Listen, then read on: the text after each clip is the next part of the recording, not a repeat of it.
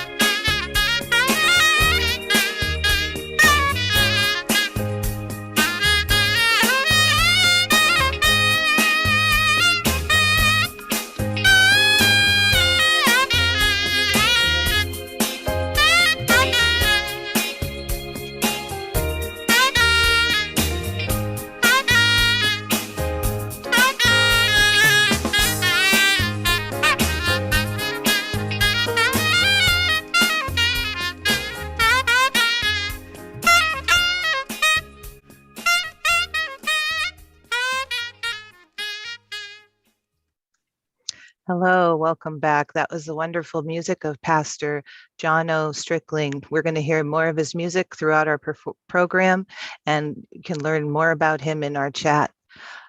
I'm Shauna Sherman from the manager of the African American Center. Welcome to our program panel, Black Excellence, Black Inventors in Education. We are here with a distinguished group of guests to talk about the importance of learning about Black invention.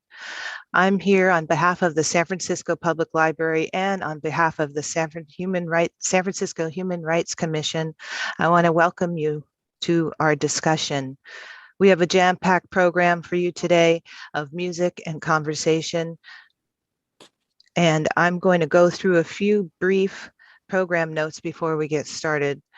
We are broadcasting from the San Francisco Bay Area. And before we get started, I want to welcome Jessica Campos from the Human Rights Commission's Office of Race Equity to read a land acknowledgement for us.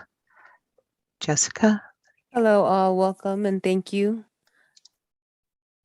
Before we get started, as Shauna said, we'll take a moment to ground ourselves, bring our ancestors to mind, take a pause, breathe, and really get centered to being part of this space and getting to hear and learn from such wonderful people that are in our panelists. And with that, we acknowledge that we are on the unceded ancestral homeland of the Ramaytush Ohlone, who are the original inhabitants of the San Francisco Peninsula. As the indigenous stewards of this land and in accordance with their traditions, the Ramaytush Ohlone have never ceded, lost, nor forgotten their responsibilities as the caretakers of this place, as well as for all peoples who reside in their traditional territory. As guests, we recognize that we benefit from living and working on their traditional homeland. We wish to pay our respects by acknowledging the ancestors, elders, and relatives of the Ramaytush community and by affirming their sovereign rights as First Peoples. Thank you, Jessica. Thank you, Jessica. And we're now going to be offering appreciation for our African American ancestors, specifically in this program where we are honoring Black Invention. So we honor the gifts, resilience, and sacrifices of our Black ancestors who toiled the land, but built the institutions that established the city and nation's wealth and freedom, and survived anti-Black racism despite never being compensated nor fully realizing their own sovereignty. We acknowledge this exploitation of not only their labor, but of their humanity. And through this process, we are working to repair some of the harms done by public and private actors. Because of their work, we are here and will invest in the descendants of their legacy. So the reason we're all here today is because of these wonderful Black Excellence bookmarks that were created by the Reverend Dr. Carolyn Ransom Scott, who you'll meet in a moment. We have 4 different versions of the bookmarks currently available at the San Francisco Public Library, or at least 2 of them soon. So I just wanted to highlight and thank the Human Rights Commission who started the process for designing these bookmarks, and also let you know that there is an accompanying exhibit for these bookmarks on the 3rd floor of the African American Center's main library, which the African American Center is a space dedicated to the history and culture of the Black community. You can sign up for our newsletter to find more about our programs, many of which can be watched on our San Francisco Public Library YouTube channel, including our celebration program for the bookmarks, which happened last March. So now on to our show.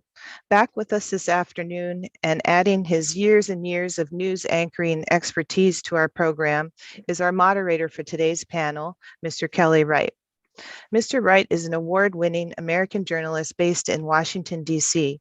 He is the host and executive producer of The Kelly Wright Show and has spent 15 years as an anchor reporter at Fox News Channel, anchoring America's news headquarters and co-hosting Fox and Friends Weekend. Wright began his journalism career while serving in the United States Army. He has received numerous awards for his reporting, including 2 Emmy Awards for developing, reporting, and co-producing a documentary and news series on the transatlantic slave trade. He is also an independent recording artist and an author featured in Chicken Soup for the Soul, Tough Times Won't Last, but Tough People Will. Thank you for being here, Mr. Wright. Let me spotlight him now and take it away, Mr. Wright. Jonno, thank you for that. And hello, everyone. Good afternoon to you. It is an honor to be a part of this incredible program that my good friend, I'll be introducing her just moments from now, the Reverend Dr. Carolyn Ransom Scott. And we call this program Black Excellence, Black Inventions in Education, because that is clearly a significant contribution that Black Americans have made to this country and to the world. We have helped strengthen our communities, our neighborhoods, our cities, our states, and our nation. And this wonderful program is it's an honor to be part of it. It was Booker T. Washington who stated once, "You can't hold a man down without staying down with him." Now, my mother, June, went on to say, the only time you should be down on someone is when you're helping them get up. And that's what many Black inventors have done. They have helped people get up and rise above the circumstances. And a lot of times, just like Rosa Parks, they never imagined that they were making history. They just saw the necessity of doing what they did. And that's using their God-given talents and skills and intellect to create, to invent, to innovate, to educate, and to empower. So it is indeed a pleasure and an honor for me to be here. And I'll just quote Dr. Mae Jemison, who once stated, "Never be limited by other people's limited imaginations." And certainly the people that we're going to meet today, the panelists and everyone involved, as we reflect on the wonderful and significant contributions that Black Americans have made in terms of education and inventions and innovation, we will see that she is right. We have not been limited by our imaginations or by our circumstances. And the bottom line here, what the theme of this is all about is actually believing in your dream and going beyond that dream and never giving up on the dream. And you're never too old or too tired to accomplish your purpose-driven life that God has gifted you with. And having stated that, let me begin this program by introducing Lift Every Voice by the Amos Brown Heritage Chorale at San Francisco's historical Third Baptist Church, under the direction of Reverend Dr. Amos Brown, Senior Pastor.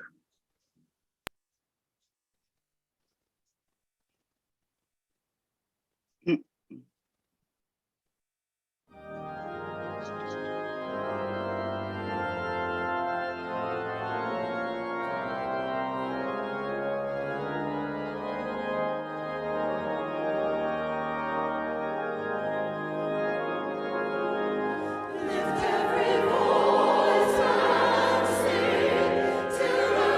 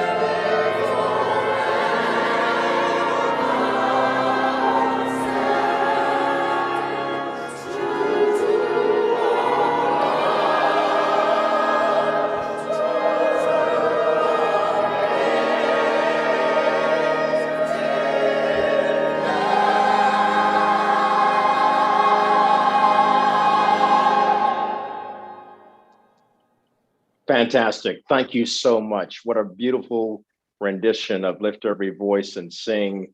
And again, my gratitude, and hopefully all of us are applauding and clapping and giving 2 snaps up for that wonderful rendition of what's known as the Black National Anthem, Lift Every Voice and Sing. Such an important moment and a poignant moment for us as we reflect on the events over this weekend. But again, we're focusing our energies and our efforts on the positive developments in the Black community, and certainly Black educators, innovators, and invention. And so I want to bring in a very good friend of mine who can add more weight to this. And she is a remarkable young woman who has been able to do some great things throughout her young life. And that is Reverend Dr. Carolyn Ransom Scott. Hello, my friend, how are you? And thank you for having the presence of mind and utilizing your gift through God to create the witty invention of bookmarkers. It's so important. My friend, how did you develop this? Kelly, thank you so much. And I applaud you for saying young woman at 75 and going on 76. It's like you don't show it. Know me or saying she ain't young. You don't show it. Not young. She is not young. But thank you so much. Just, the journey to get to this day and to this place, Kelly, comes from so many different directions and a multitude of events, experiences, as well as just learning, listening. The history of Black Invention goes back to the founding of our country, yet the work and the accomplishments of many are still unknown. And there's no way I could do something like this project without including the Negro National Anthem. And Third Baptists are one of our most historic churches in the city. African American is just well known for making sure these anthems, the spirituals, stay intact, stay in place, and they keep themselves polished. And I'm so reminded of the Fisk Jubilee Singers when I hear them. It warms my heart because the sound is not lost. And it brings in hope and remembrance so that I don't ever lose sight of where we've come from, the struggles, the pain, as well as the joy, the resilience. And it helps me to sort of refresh, re-strengthen, and reposition myself, no matter what is going on, no matter how difficult it is. But the sad side of all of this as to why we're here is our inventions are not a part of American history, that story. It's left out of the school books, and that is not a good thing because globally, we're seen as a nation of African Americans that just don't contribute enough to the world around us here in this nation. And so hopefully, with the panel of distinguished educators and community members that are aboard, we will discuss the importance of infusing all levels of education with scholarship on Black invention and the ways in which our various institutions could help support and encourage Black excellence. The program will include, as you've heard, a performance by Jonno. We'll also have Domingo and Friends, as well as the information that will come forward. My reasons for pushing this and leaning into it, I have a multitude, as I said. It comes from and flows out of slavery into our civil rights movement and to this current day. The bookmark, as we talked about in our first panel discussion, it's a symbol representing a place where we've stopped and left our learning, and we can come back and pick up from that place of learning and reading and go forward. But what I adopted was what Garrett Morgan the fourth, the son of our inventor of the street light and the gas mask and our respirator mask, what he said really put a nail in it for me. He said what this bookmark means to him was it's not just a mark saying this is where we left off in learning, but that bookmark puts a place in American history. It holds that place with the information on it. It holds that name, it holds the patent, it holds the history that we here in America really need to highlight and make sure as we go forward. The story is no longer ever hidden. I cannot thank Michael Lambert, San Francisco Public Library, our Human Rights Commission, for the support that they gave to get us to this place today, where we can highlight and discuss hidden history and bring it forth. And the joy of knowing for the first time in history in San Francisco, our city has our bookmarks in every library in the city, and there are others that will be rolling out, the series of 6 that are getting ready, and we have 4 now, as you will see and see more of and hear more about. And that to me inspires me to go on as I think currently, and I can't help but just tap it a little bit, Kelly. The news yesterday and last night just, it just made me sit back. Racial hatred, the mass murders, 10 lives taken, and it's believed right now racially inspired, bad inspiration, and the 3 wounded victims, and that whole town, Brooklyn, devastated, the nation devastated. That pushes me deeper for the little bit I can do to shine a light, because we're devalued and not considered human, valuable enough to deserve life, let alone liberty and justice, equality, but life itself taken away. And this inspires me. The people must know. Dr. King said hatred cannot put out hatred. Only love can do it. And it's out of a love for God, a love for God's people, that I want this to go forward in a way of healing, connection, a way of just making sure the world around us knows the contributions and they're aware. And we'll hear more about how this awareness needs to be, Kelly, but enlightening with information to allow a better understanding of history, to create a better and more authentic world around us is my reason. Well, Carolyn, thank you for that. And certainly that is a very good reason and why we are here. And I'm glad you brought up what took place in Buffalo over the weekend. Certainly, we have to not talk about that in extensively, but we do have to reflect on it. And I'll just ask everyone to reflect on that and continue to pray, but continue to see what you can do to help our communities become stronger and shine a bright light, and never to let hatred cause us to act out in hatred, but to show love and to show that we are indeed a people who can lift every voice. I just want to get back to that song again.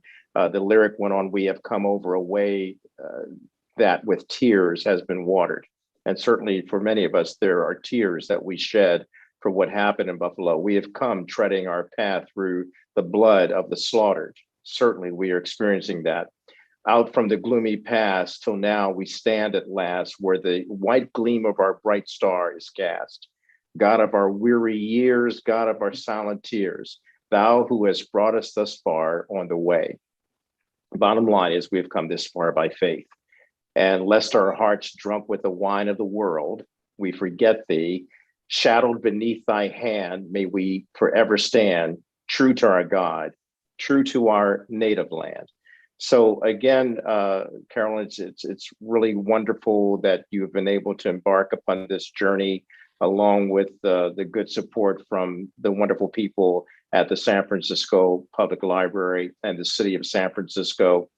There's a reason why it's golden, and we're going to be living our lives while we're golden. And sometimes gold is assuaged by fire. All the impurities come off. And certainly our nation is going through that right now. But in the introduction that was made, it was mentioned that I was an anchor and reporter at Fox News, but I was also just recently an anchor and reporter and host of the Kelly Wright Show in the World Tonight on the Black News Channel, another area that needs some prayer. But the bottom line is we have this wonderful program tonight where we're going to talk about Black innovation and Black inventors and educate you and empower you and enlighten you. And I'm sure by the end of today's program, you will not only be encouraged, you will be inspired to continue to do the great things that our country needs. It was Shirley Chisholm who said, if they don't give you a seat at the table, bring a folding chair. So everybody sitting down at your chair right now, just put a smile on your face, even though there's heartbreak in your heart, as we all do pray for the victims and for the families and for what took place in Buffalo. Let us also embrace each other about our greatness, about our excellence. And we move on now with our program by introducing our first panel. And Carolyn, stay by, you can help me with this. I want to first introduce our panelist, Henry Lowood. Henry Lowood is the Harold C. Hobach Curator at Stanford University, responsible for history of science and technology collections and film and media collections in the Stanford libraries. He has combined interests in history, technological innovation, and the history of digital games and simulations to head several long-term projects at History of Silicon Valley and the development of digital game technology and culture. He is part of the oral history team for the Histories of African Americans in Silicon Valley project at Stanford Libraries. We also have Dr. Marcia Canton, and Carolyn, why don't you introduce her background? Thank you, Kelly. And Marcia, quite a woman. Marcia Canton received her MS degree in nursing from the University of California in San Francisco.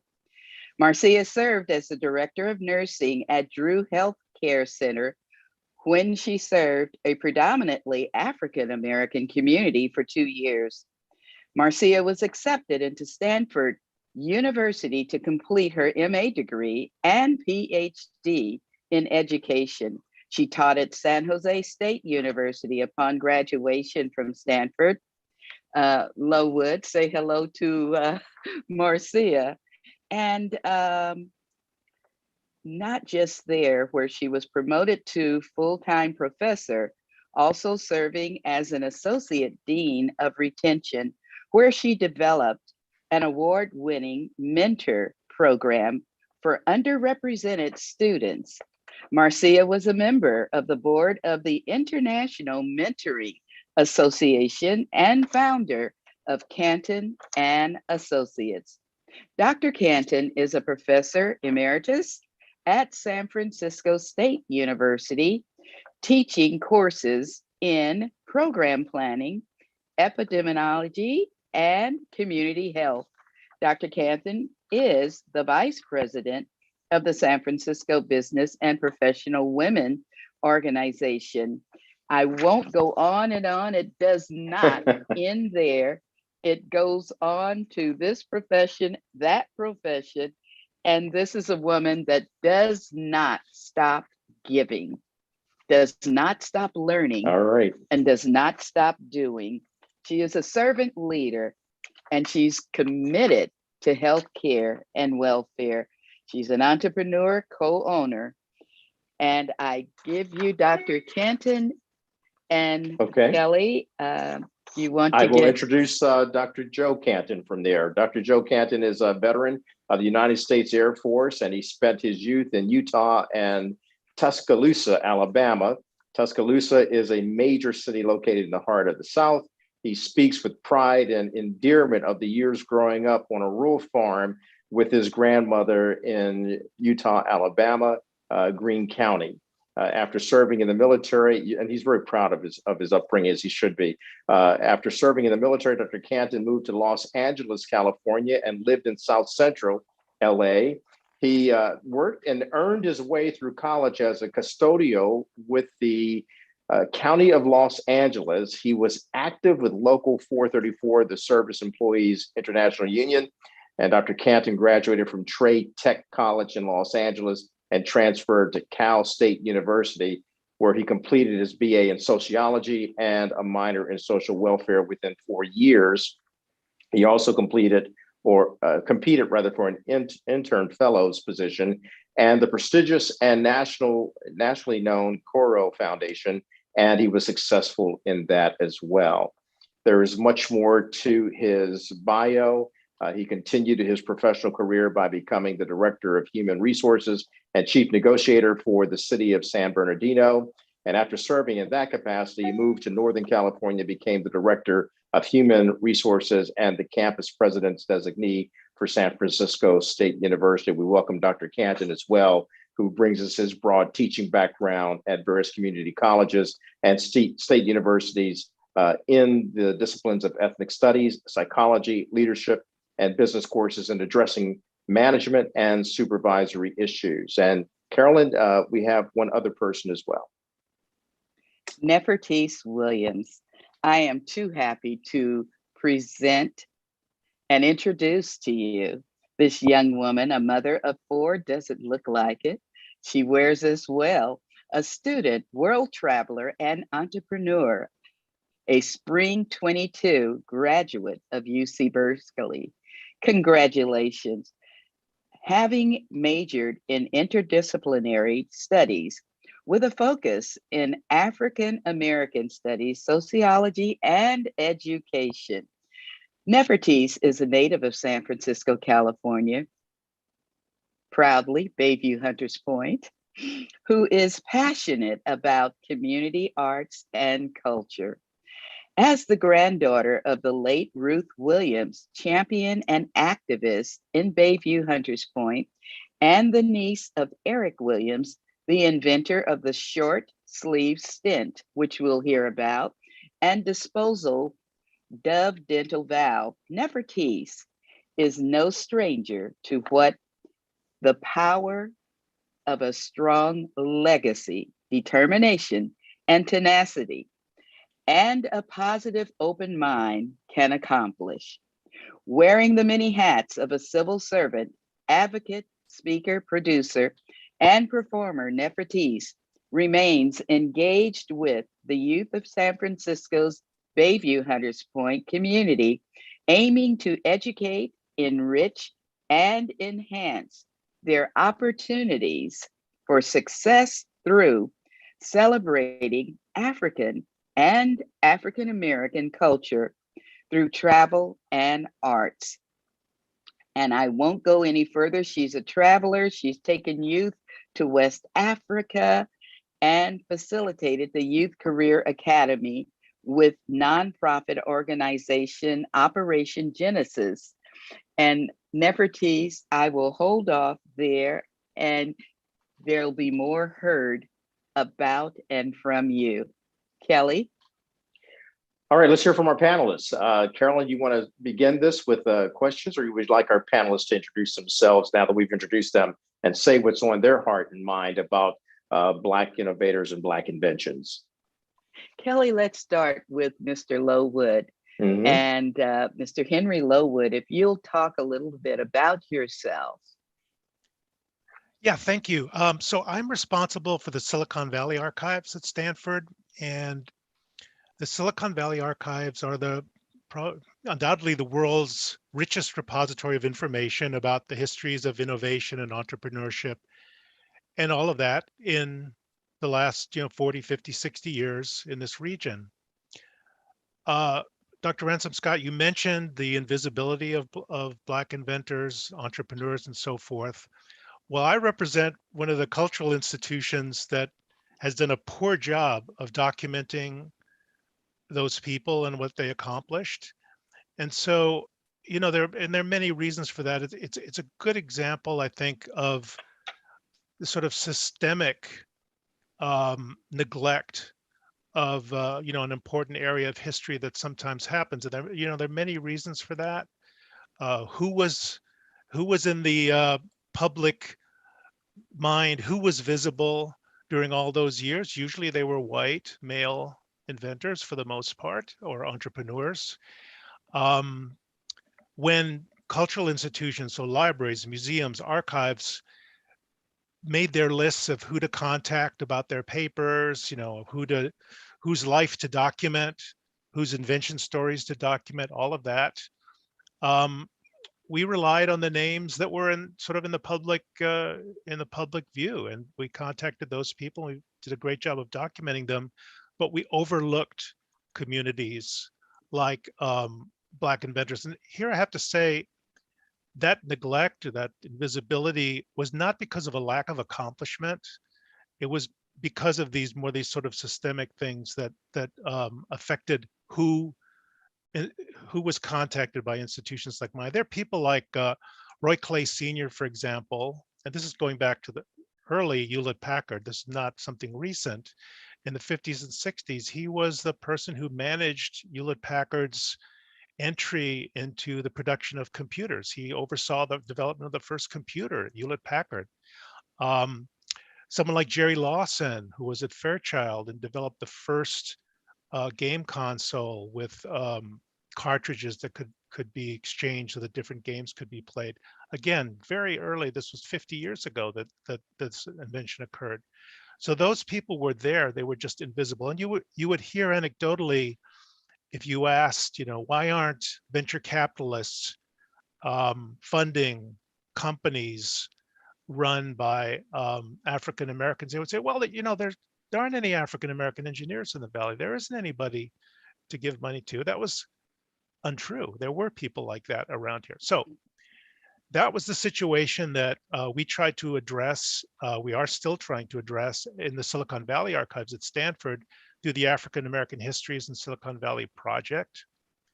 And I just want to say two quick things about that, and I'll get off. The first is that we're going with oral history as the beginning of this project, probably for two reasons. The first reason is that oral history gives us a way to introduce ourselves to people in the community, to talk to them, to encourage them to bring out their stories in a sort of a lengthy interview format.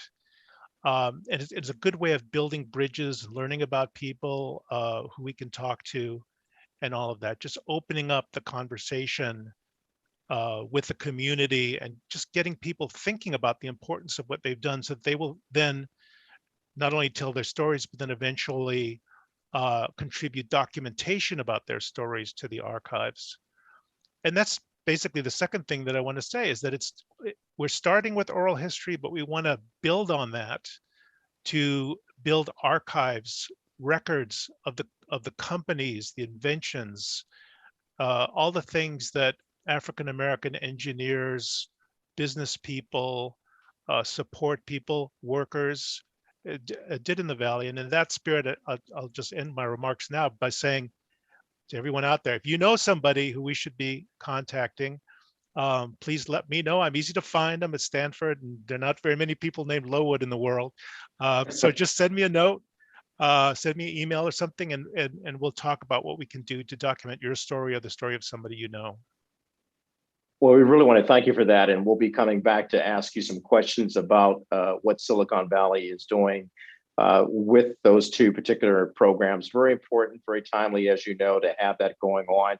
And we're delighted to be able to let our viewers know that Silicon Valley is being responsive to getting those stories out. Nefertiti, I want to go to you now. So to bring you in to talk about the impact that Black excellence, Black inventions, and education has had on your particular life and how you've been able to express that and enlighten others. Well, thank you, Kelly.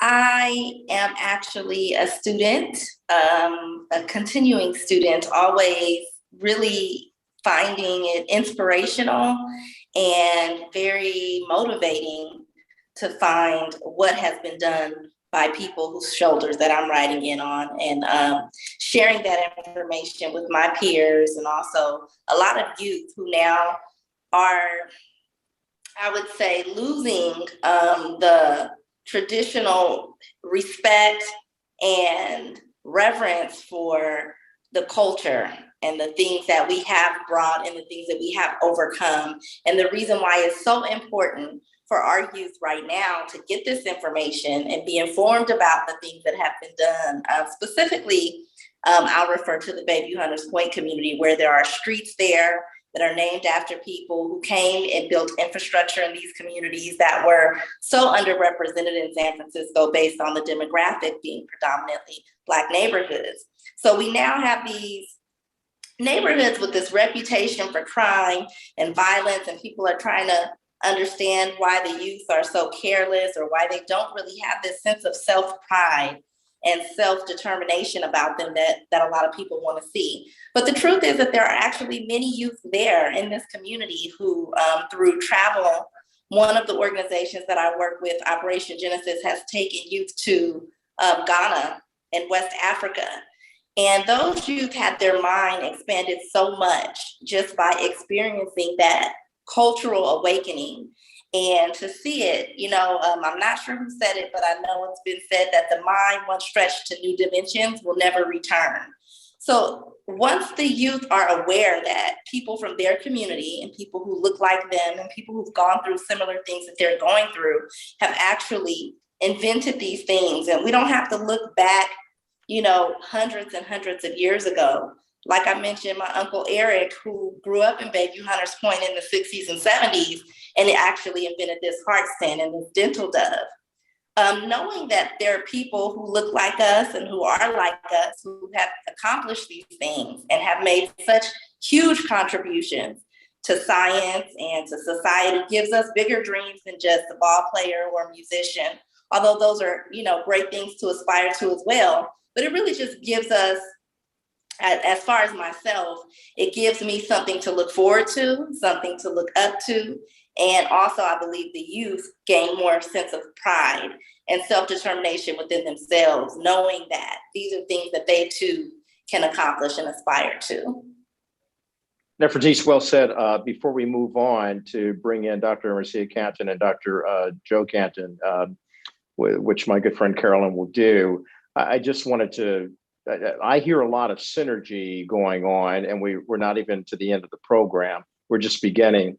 But has Silicon Valley and Operation Genesis ever considered working together to expand and broaden everything that you're doing?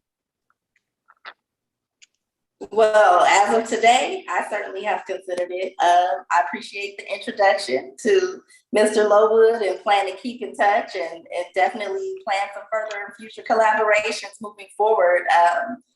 It's definitely much needed. There's another organization out of Oakland, California that I've worked with, which is called, there's Operation Genesis and there's the Hidden Genius Project. And that's more of a tech-based project, the Hidden Genius Project for tech and mentorship. So for certain, I definitely would love to connect with Henry Lowood and see what can be done to expand some of these programs, and also to connect the youth to much of what he has going on. I think that even hearing that you're doing this at Stanford, again, this is my first time learning of it, but it's so inspiring and interesting for me And I'm looking forward to seeing what kind of fruitful collaborations and partnerships may come of it. Yeah, if I And may Henry add, Lowood, sorry. please go ahead. Please, just wanted I'm to glad you add- jumped in there.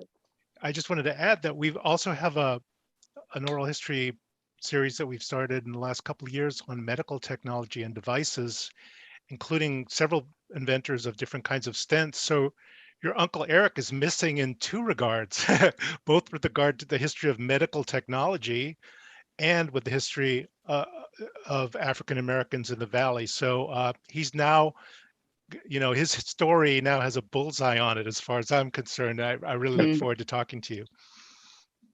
I love it. Yeah. I absolutely love it. I had to ask that question. Journalists always activate.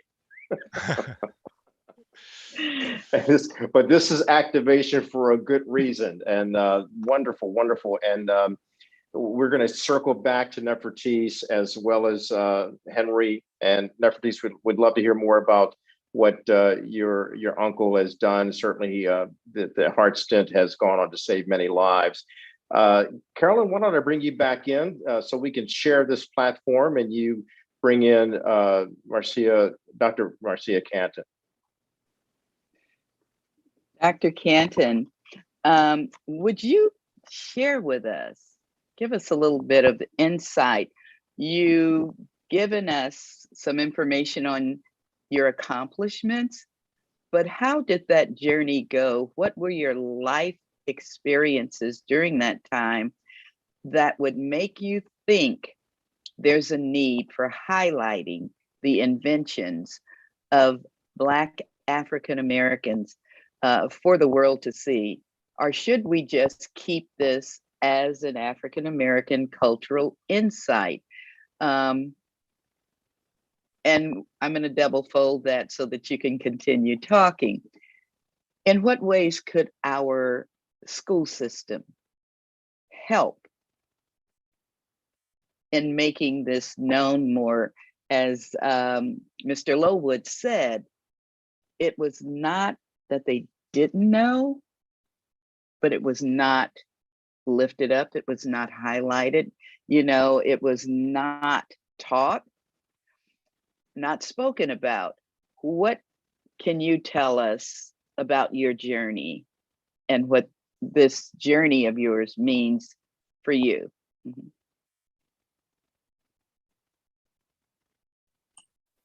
My journey is similar to what you talked about, Dr. Scott, in not finding myself in schools. I literally went to predominantly white schools in New Jersey. I never saw any history that reflected who I was or who my people were. We would sit in a circle and we'd go around and they'd say, well, you share what your background is, who you are. And someone would say, I'm Irish, I'm Italian, I'm from Israel, blah, blah, blah. And they got to me and I didn't know what to say. So I went home and I said to my mother and father, this is what happened in school. Who am I? And my father said, you're an American. And that felt so very empty for me. It didn't satisfy what my question was. So that's when I set on a quest to find out who I was and what it meant. And of course, I was raised in the Black history movement time, the time of Black power. So I learned so much about African Americans. And when I went to nursing school, I was first of all the advisor of my high school, never sent my applications to any colleges.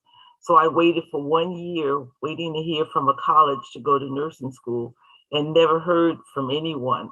And I went back to see my advisor, and there my applications were sitting on her desk. She never sent any of them out. So that's when my father picked them up and found a school for me, a small college in Lodi, New Jersey. Was all girls Catholic college. And they warned me in the beginning, we've never accepted Negroes into the school before. You will be our test case. So for the rest of my education, I became a test case in school, and it felt lonely and isolated. And it wasn't until I got to Stanford where I began to wonder what it was like for other people who had this feeling of being lonely and isolated, the only one in your group, what that meant. And I found a wonderful theorist, Rosabeth Moss Cantor, who did a token status theory that talked about the problems associated with feeling isolated. So from that, I developed my dissertation on Black women in nursing. And it's just been amazing, the kinds of things that I found. And I have some first Black women that I wanted to share with you that's not in any history books that we You don't have a read screen about. share, don't Yes, you? yes. Let me just show you.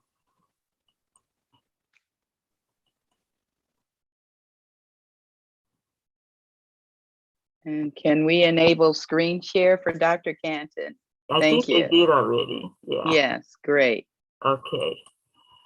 This was Mary Jane C. Cole. I never heard about her when I was in school. Only person I heard about was Florence Nightingale. Florence Nightingale was the first nurse, the first professional nurse ever. And she served in the Crimean War and took care of British soldiers. She really was sort of the beginner of epidemiology, where she made a relationship between diseases and hand washing. And she taught the nurses that she learned if you wash your hands, it minimizes diseases, the spread of diseases. No one had ever thought of this before. And it wasn't until recently that I learned about Mary Jane C. Cole, who worked side by side with Florence Nightingale in making this discovery. And she served in the Crimean War with Mary Jane C. Cole. But after the war was over, she became destitute and there was no place for her to live. She was homeless. And what the soldiers came together in unison and raised funds for her to live and sustain herself. Never heard about Mary Jane C. Cole. The other person was Henrietta Lacks. This is another woman who had cancer years ago in the late 50s. And they took her cancer cells and used them. And to this day, they are still using her cells as experimentation. Now, this was a time when experimentation was, no one had any kind of constrictions on it. You couldn't ask for it, you didn't need consent. So there's called the HeLa cell line that still uses her cell line that does testing on sickle cell and cancer cells. So this is Henrietta Lacks. Now there's all kinds of books about her now. Never knew about this when I was in school. And ironically, many of us have heard about Charles Drew, who was a surgeon. He was the first African-American doctor to receive a Doctor of Science in Medicine in 1940. He discovered ways in which to preserve blood, and he was helping to save people's lives in this whole process of saving blood. When people needed blood plasma and transfusion, Dr. Charles Richard Drew was the one who created that or invented this ways in which to serve it. And ironically, he died because he needed blood and he was not allowed to be admitted into an all-white hospital where he could receive a transfusion. So he died without ever being admitted to American Medical Association and without getting the transfusion that he needed. So these kinds of ironies are the things that forced me to go forward in looking at these issues. That's why we do a lot of work on mentoring and working with African-American students to let them know they stand on very strong shoulders, that there are many people that we can be proud of. And this bookmark is a wonderful way of introducing people to all the contributions that we have made to this country. It literally saved the lives of many people in this country. So I think we should empower our students to understand who they are and that where they come from and where they stand. So I'll pass it over to you and we'll continue forward. Thank you. Thank you so much for that, Dr. Canton. It's just wonderful that you had that screen share for us. And what you echoed, I have so many sentiments to echo with that, but we'll move on in the essence of time to bring in Dr. Joe Canton. And Dr. Joe Canton, what can you tell us about the remarkable story about Black excellence and Black inventors? Unmute yourself, Becky. We'll just wait for him to unmute There you. we go. There you go. Now you've been introduced to the professional in the house, okay? Dr. Marcia Catton, whom I've been fortunate and blessed with a marriage for 39 years this year. Congratulations. So, thank you. Let me say, growing up in Alabama, Tuscaloosa, Alabama, was a real strong Black experience. And I say that because I didn't ever go to a workshop where they asked me, when did I realize I was Black? Okay. I realized I was Black when I was born and raised in a slave shack with no running water and with a well to draw water in Clinton, Alabama, where that, matter of fact, is still considered one of the poorest counties, cities in the United States today, even today. So moving on to become a graduate in one of the premier Black schools in Alabama, Druid High School. Matter of fact, that was the name of the school. It was ran by a very strong man leader by the name of Dr. McDonald Hughes, who ran the school. And I had no white teacher. All my teachers were Black. All were professionals in their field. They taught chemistry, they taught physics, they taught all the sciences. All of these things were part of the educational teachings of that particular school. And so my experience taught me, number one, drawing from my grandmother. First of all, I realized women were never considered weak in my mentality because I could see a strong woman plying in the field, picking cotton, sweating, lived to be 100 years old. So there's no question in my mind as to what that symbolically meant to me. So I didn't grow up with this notion that women were somehow considered weak. And certainly my mother is another example, by the way, that would really grow and develop me into the person that I am today. So it gave me the idea that I pushed forward on my idea in terms of what I wanted to be. And if I wanted to go to school, I worked my way through school and I learned what that was necessary. But let me say something about these bookmarkers. I think these bookmarkers are very important and they're symbolic in many ways. Ardent readers find helpful in pausing and providing you with the place as to where you will continue reading. History is that way as well. Many of us know how important it is to read and realize why it was that if a slave learned how to read under the slave codes, you could die from, they could kill you as a result of reading. So reading for me has always been the most powerful instrument in terms of oppression, dealing with oppression. And it is the reading, and this is my quote, by the way, it is reading that separates the master from the slave. It is reading that separates the master from the slave. In other words, you have no relationship between the master and the slave once the slave learned to read. As one ardent racist said, to teach a field hand to read, it runs a good field hand. Of course it does, because it opens up more vistas. So I'm going to focus my discussion, and briefly, on 3 contemporary African-American scientists and inventors. Because if I went back into the past and pointed out all the African-Americans who were and are inventors and scientists, we would be here forever. My focus would be on the computer technology. The first person is Mark Dean. Mark Dean holds 3 of 9 personal computer patents for being the co-creator of the IBM personal computer, released in 1981. In 1995, Dr. Dean was named the first ever African-American to be an IBM fellow. He was born March 2nd, 1957, and he is a computer scientist as well as an inventor. He developed the ISA bus. This is a thing that makes the computer an interactive machine. He designed the bus and led the design team for a 1 gigahertz computer processing chip. He was born in Jefferson City, Tennessee, and he had a BS in electrical engineering, 1979, from the University of Tennessee, a Master of Science in electrical engineering, Florida Atlantic University, and a PhD from electrical engineering in Stanford University.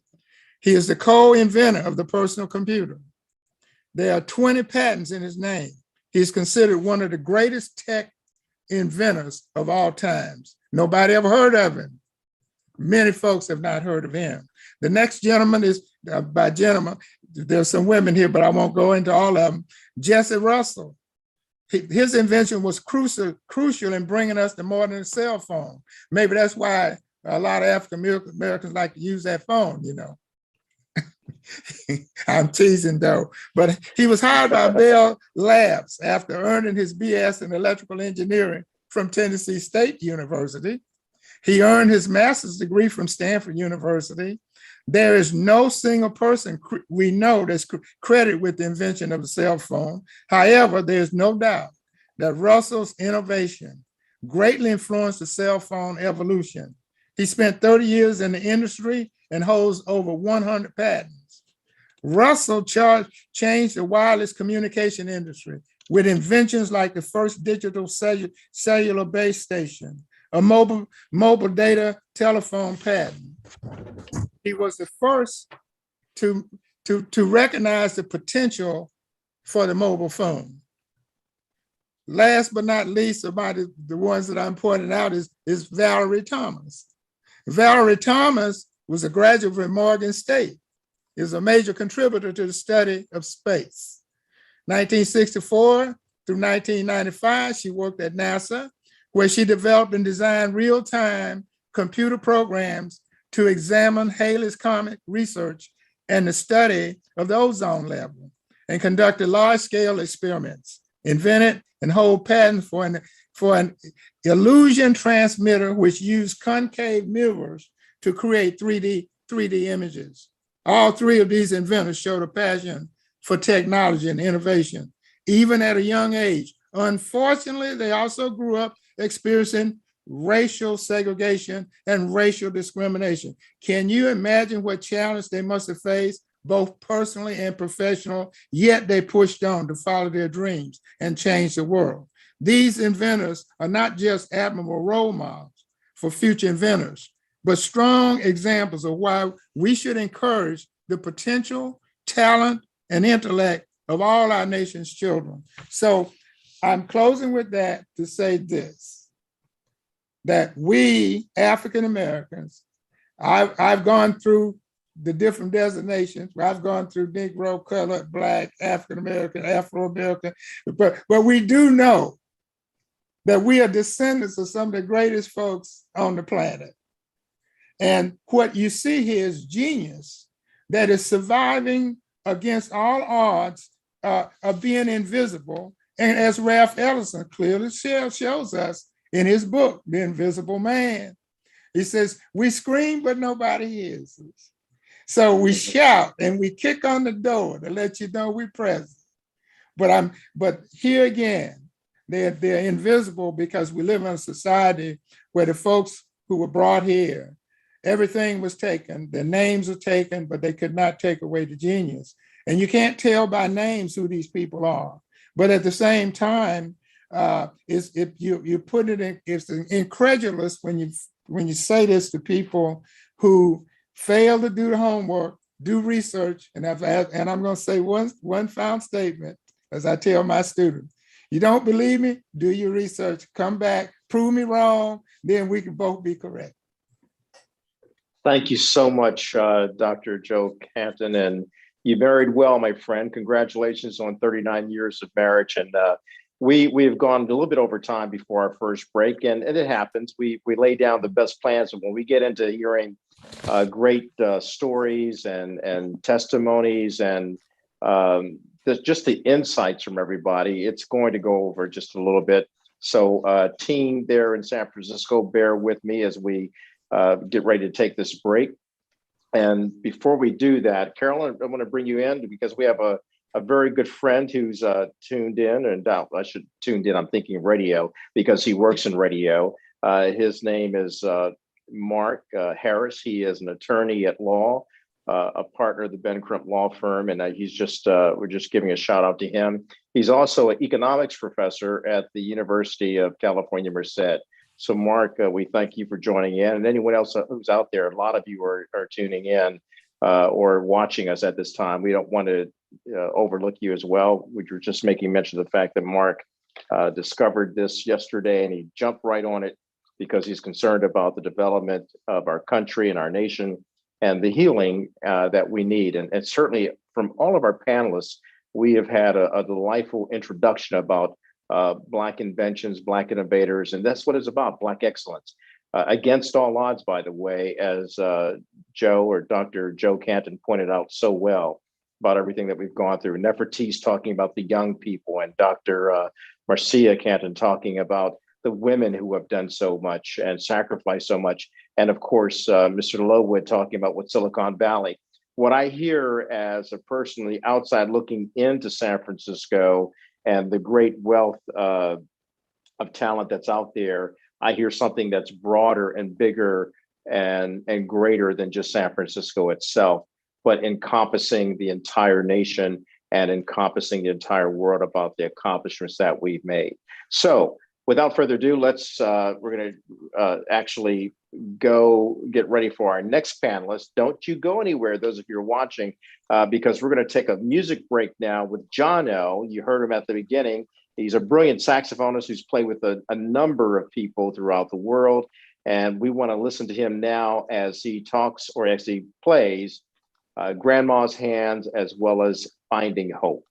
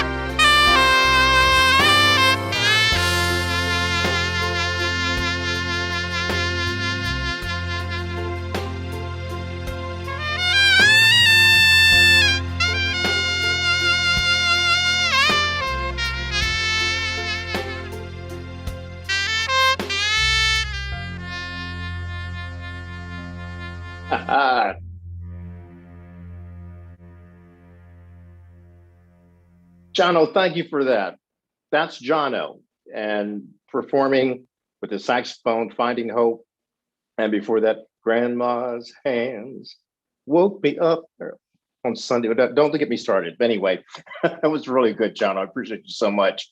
And such a pleasure to have you with us. And I'm seeing a reflection of what's going on in Black American experience. Not only are we gifted in the arts, but we are also gifted in science, technology, engineering, as well as mathematics. And certainly we see people contributing to that on a daily basis. But history doesn't always reflect that. And the news media doesn't always show that. So it's wonderful that my good friend, the Reverend Dr.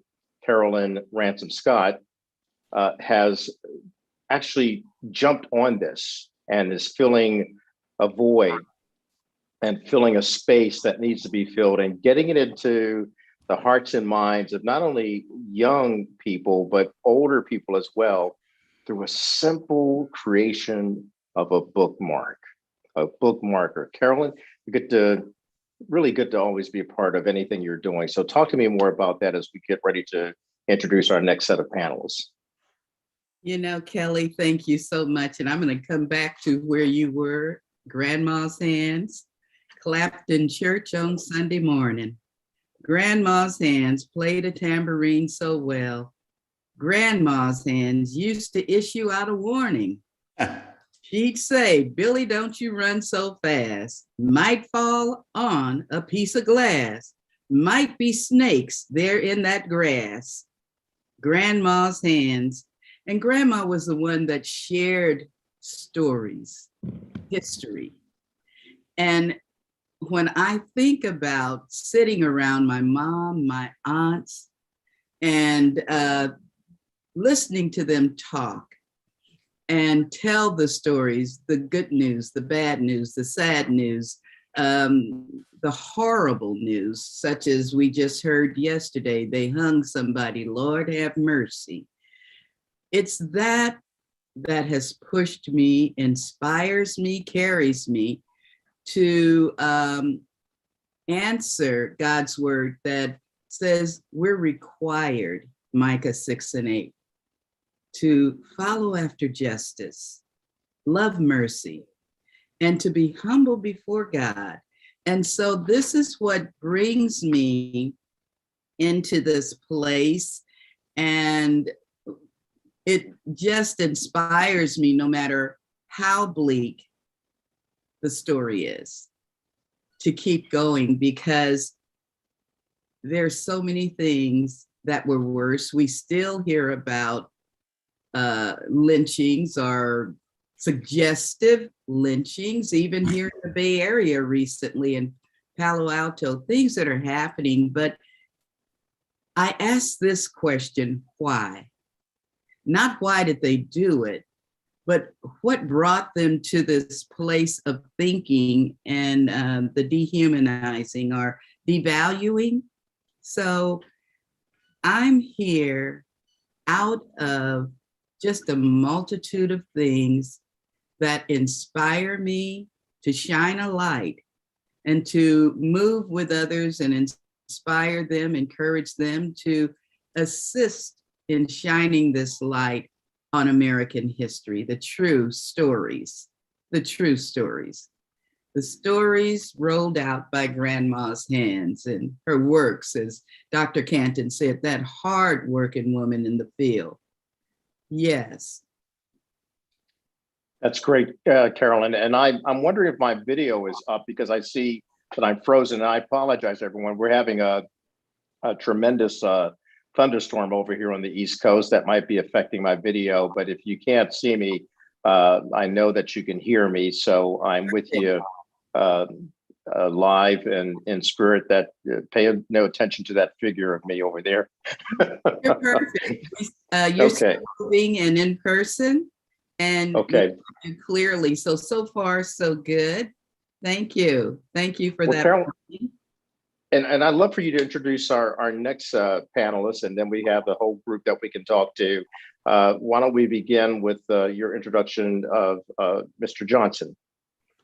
Mr. Michael Johnson. Michael and I go way back. Early, his toddler years, his sister and I went to school together. His oldest sister, Gloria, was older than us, but Michael was the little boy, the little baby, always smiling, always zipping about, and a smart young man, smart child, and still is that young man. Comes from a family, they worshiped right near my home. Wasn't it Laguna and Golden Gate? Yes. Bethel AME. Yes, Bethel AME is where Miss Mary raised her children under God, for God, with God. And Michael is a native of San Francisco, raised in African-American community of the Fillmore District, which named the Harlem of the West Coast from the 50s through the 70s. He was educated through the San Francisco public school system. He is a graduate of George Washington High School and attended City College of San Francisco. He served in the United States Navy during Vietnam campaigns from 69 to 71. And retired from the United States Naval Reserves after serving 20 years, my goodness, in 2005, with a total of 26 good years of service, the good year. And so he also worked for and retired from the United Parcel Service, UPS, in 2006 with 32 years of service. A member now, currently, and has been for some years, a leader, Allen Temple Baptist Church in Oakland, California, ordained to become a deacon under Dr. J. Alfred Smith Sr. in 1985, and serves faithfully under his leadership until Dr. Smith's retirement. Michael continued to serve under his son, the Reverend Dr. J. Alfred Smith Jr. until his retirement. He continues to serve under the current pastor, Reverend Dr. Jacqueline A. Thompson, a daughter who grew up and was ordained at Allen Temple. And so Mr. Johnson has served in various capacities in the church and community, as well as serving as a leader in the Progressive National Baptist Convention Incorporated. I give to you, along with the others, when he presents himself, Michael Johnson. There's so much more. Orator, lover of arts, avid reader, lover of history, and oh my God, does this man love history. So we will hear more from Mr. Johnson. Kelly? And Carolyn, I'm right here. I think you're doing a great job in introducing friends of yours. I'd like to see you continue with that, with introducing us to Patsy Lax Lockhart. Patsy Lax Lockhart.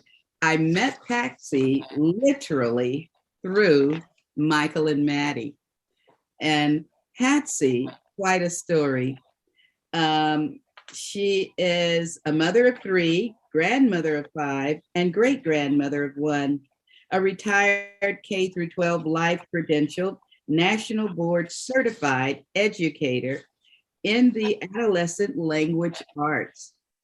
As a teacher consultant for the Bay Area, California National Writing Projects and the Urban Writing Network since 1984, and accelerated learning in writers workshop from 2009 to 2013, and has conducted workshops herself on local and national levels. Patsy has lobbied for state and national funding addressing academic and social justice needs for urban youth. Patsy co-founded a school-wide African-American history and cultural club in 1991 until her retirement, addressing, highlighting, achievements acquired, students presented school-wide and community presentations that showcased their learning and the spirit derived from it. And she is also another member of Allen Temple, achieved recognition for her work from Stanford University in urban education, and the list goes on. She worked with a forensics team, multiple Who's Who awards, and so much more, part of sororities. And then we have our First Lady to Mr. Michael Johnson, Maddie Green Johnson. Maddie and I met literally and served together during our years with the American Baptist Churches of the West. And Maddie's a singer. She was a camper for just a minute. I won't go into that, Maddie. But Maddie is a native of Louisiana who was born and raised in the very small town of Cullen, Louisiana. It was a very supportive and caring community during the time of segregation. There was always lots of love and sharing. There were no big I's and little U's. Because it was segregated South, all of her early education was in Black-only schools. She was blessed. She had teachers who cared and loved where they worked and was a part of community events and activities. It was here that Maddie worked with voter registration as a teenager. It was here that academic competition was friendly and supportive. Her love for her people and community was birthed and honed in her hometown of Cullen, Louisiana. She is accredited with a lot of school higher learning, San Francisco State University, University of Berkeley, Southern University of Baton Rouge, Charles Brown High School, career mission passion. She worked and we would bump heads and lock arms, jail and prison. Not that we were inmates, but we worked, taught, and spoke and did a lot of encouragement to the inmates throughout the Bay Area. She's a member of Allen Temple sorority, Alpha Kappa Alpha sorority, and does street disciple ministry as well, has a heart for mission, a heart for God, a heart for her husband and family, and God's people. I give you our second panelist, Kelly. All right, so let's get back to getting right into it. Michael, we'll begin with you, with what you have discovered through your years of study and life about the role of Black inventions and Black inventors and the innovation. It's all about Black excellence. Talk to us, please, about what you're presenting today and why it's so significant that we pay attention to this through bookmarkers as well as programs like this. Thank you, Kelly. And again, thank you, Dr. Scott, for this opportunity to expose, expound, and just allow ourselves to be free in this exchange in this space. First, beginning with understanding about how I was reared and raised in the communities in which I live in San Francisco, as you know, as I say, the West Coast Harlem, if you will, where family and community was really tight knit. We had a sense of knowing, a sense of understanding of family and community, having that the opportunity to see the development of family through fathers, mothers, sons, daughters, nieces, nephews, and cousins, and everyone on a collective. And we had an understanding of respect and valuing each other. And so with that, you know, that in itself for me personally allowed me to find some stability and loving of myself. Now, as far as learning and the earlier years in education, of course, going to public schools, Black history was excluded in the terms of not really knowing very much of all of the major world contributions to civilizing the entire world, if you will, and all the important aspects of building this nation. And so later in my life, after getting out of service, coming back into school and getting into theater and writing and performing, having a greater sense of myself was a hunger. So it fed me to know more about who I am, my predecessors, my ancestors, because I know my root comes from Vicksburg, Mississippi, and understanding and finding out my roots, and how important that my family, the Johnson, was. Living in that Battle of Vicksburg was one of the important values that I found about the Civil War, where Blacks joined the Union Army to help to defeat Robert E. Lee. And that was a very important battle. My great-grandfather was in the Civil War. I didn't know that at the time until my father told me. And then my grandfather, Joe, who was a tough man, had one arm. He had hurt it in the railroad.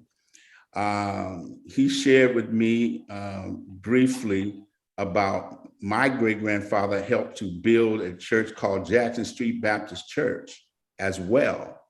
And not only that, I found out that my father's name, who was Fred Johnson, I happened to look at his license one time, and for the first time, really, his name was Frederick Douglass Johnson.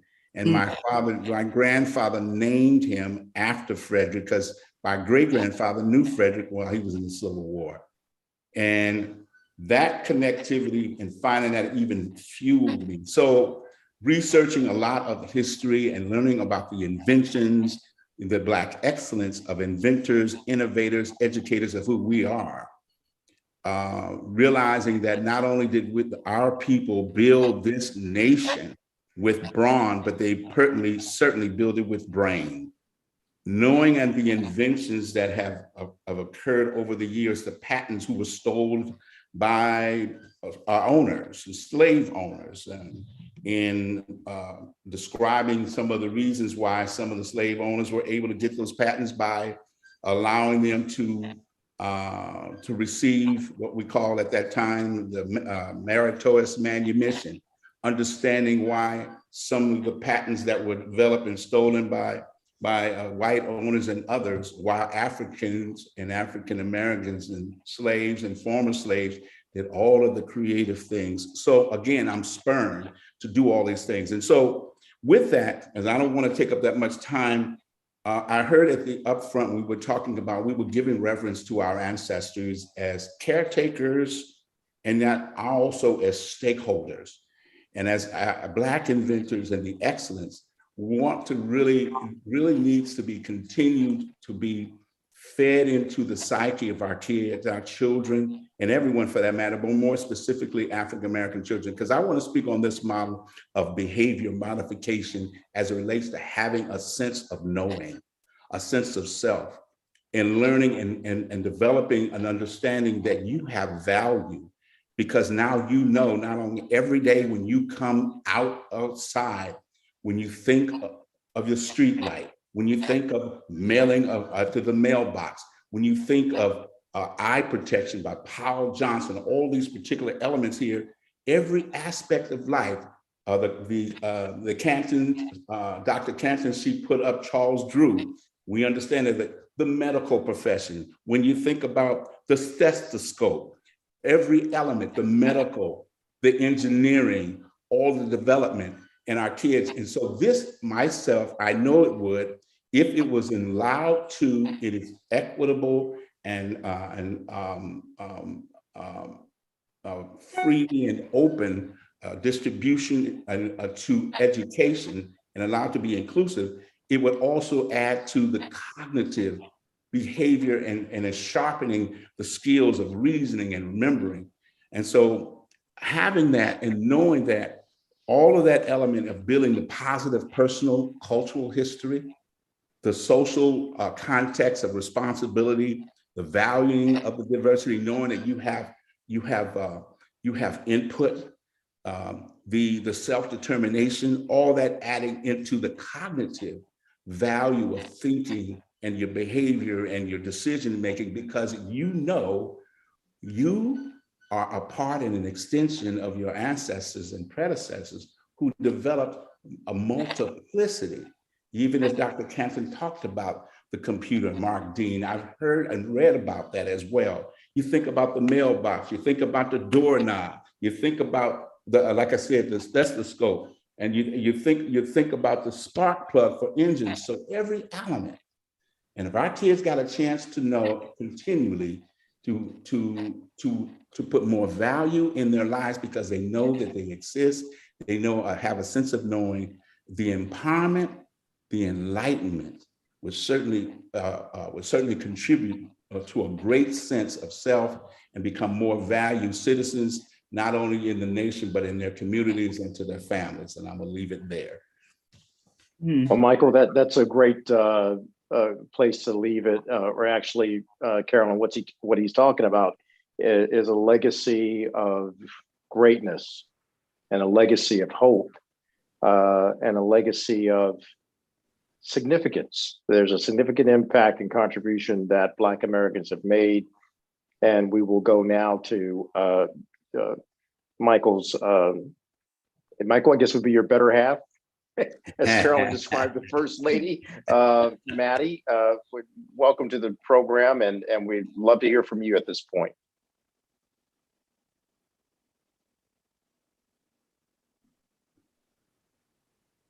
You have to unmute.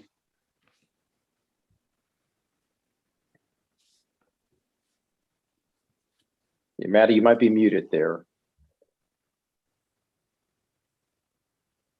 Currently, as she's unmuting, there she is. There you go. Okay. There I am. Okay. Yeah. So is it important? Are these bookmarks? Is this information important? Absolutely. For us to become more liberated people, I kind of operate from a standpoint of healing. Most of us understand that we are victims. We have been victimized by racism in at every level across the board in these United States of America. However, we also come from awesome, amazing people who have been inventors, and they cover the gamut. Our kids don't know it. Too many of them don't know it. So what Dr. Scott is doing in terms of bookmarks is critical for their enlightenment and healing. As an educator, I have worked with junior high, high school, and mostly ended up with alternative ed, and I'm drawn to it because recognizing that so many of our students have low self-esteem, because most of the students in alternative ed are students of color, Black or brown or Asian, but mostly Black and brown. And it's because they don't know who they are. They really don't know who they are. They don't know where they've come from.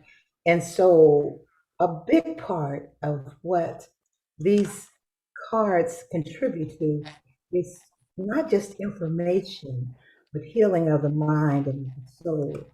So there is a theory, psychological theory. I just want to go through a couple of these. It's called the regulatory focus theory. And it holds that human motivation is rooted in the approach of pleasure and the avoidance of pain.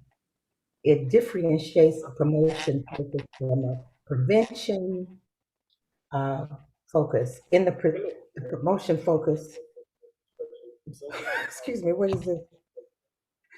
Oh, there was something is on here, excuse me.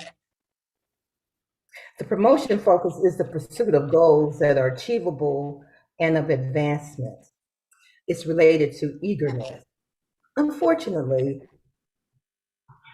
the eagerness to advance or achieve is not always inherent in our students because it's layered and it's under, they have been suppressed, and the whole idea too often, which goes all the way back to our slavery, being enslaved, is the avoidance of pain. That's constantly, don't do this. Why? You'll be incarcerated. Don't do that. Why? You're going to be whipped. Don't do that because you're going to be lynched. So we have this whole thing of avoidance as opposed to advancement. Mm. In trying to help our children and educate our people across the board, the idea of advancement, particularly for those who may be less, who need more healing, I'll put it that way. And because I work with marginalized women in prison and on the street as well, I so understand the brokenness of our people and not wanting to, and just needing to be healed, their souls, their spirits, their minds. And so this information, the information that you are somebody, the information that you can be, in spite of all that you have endured, us as a people, but also us educationally, etc. I just want to read this to you because it's just so poignant, I thought. The knowledge of self, which was the foundation of the highly successful Black reform program of the Honorable Elijah Muhammad in 1965, and the premise of ancient African teachers in the Nile Valley over 4,000 years ago, still remains an essential ingredient of the process of mental liberation.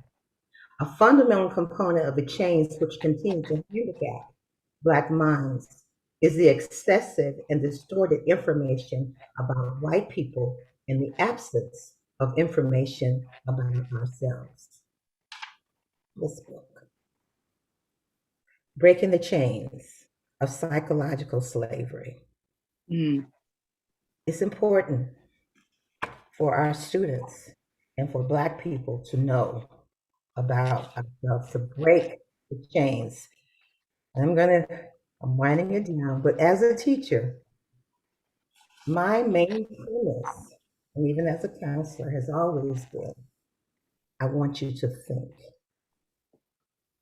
Please think. Don't just accept anything that you're told or just what you read, even. Think for yourselves. Do research if necessary, but you have a brilliant brain. It's there. Use it. Mm. That's wonderful, Maddie. Thank you. Maddie Green Johnson right there. And Michael Johnson, a dynamic duo talking about why we should be cognitive, why we should think, why we should understand and learn our history. I want to bring in Patsy Lax Lockhart now. And Patsy, your addition is very needed as well. Talk to us, please. Can you hear me? Yes. I want to thank Dr. Scott for this opportunity. And I wish we can go back into time. I am retired, but I wish that I could have used your bookmarks in the classroom as I taught children from around the world. So I'm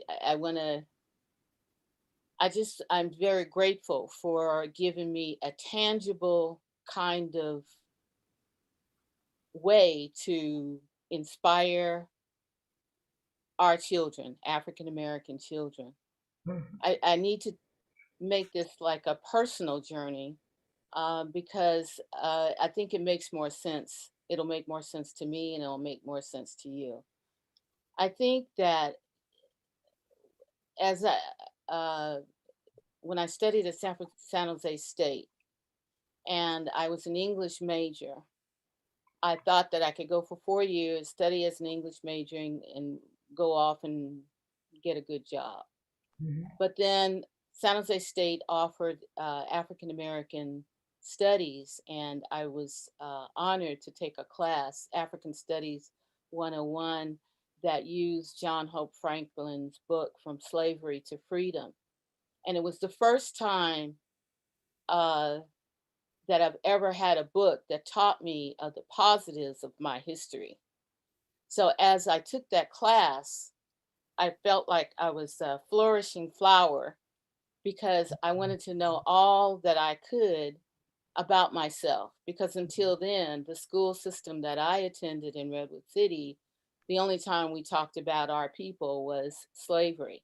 And because our classrooms were designed that if you were Black, you sat in the back of the room. Of course, when you hit that that U.S. history time of slavery, guess what everybody in the class did? They turned around and they looked at me, and that was the only history I knew.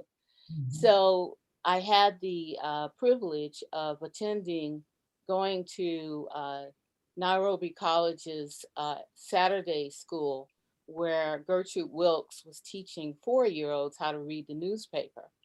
And so I took a field trip to the school, and I was just so blown away by the fact that these 4-year-olds could read a newspaper.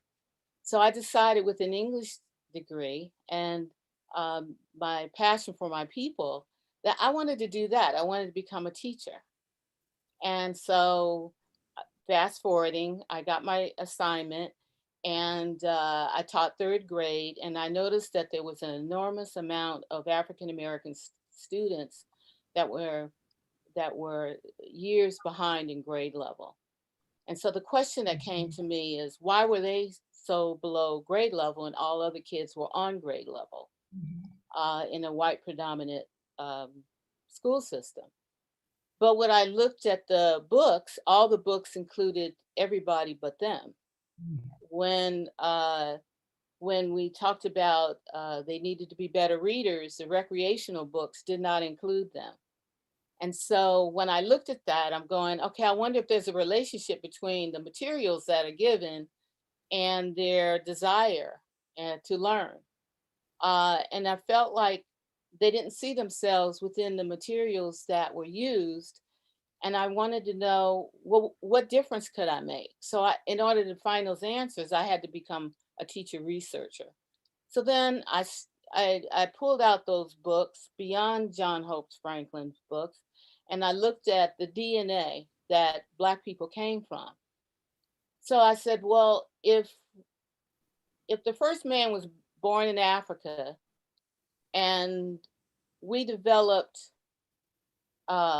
civilization, if we were making iron, if we were working with pewter, gold, and silver, if we were creators of medicine, if we were studying dietary purposes and were strong because of it, if we were building fibers that made cloth, if we were the first planters, if we designed the irrigation channels, then don't we have that DNA?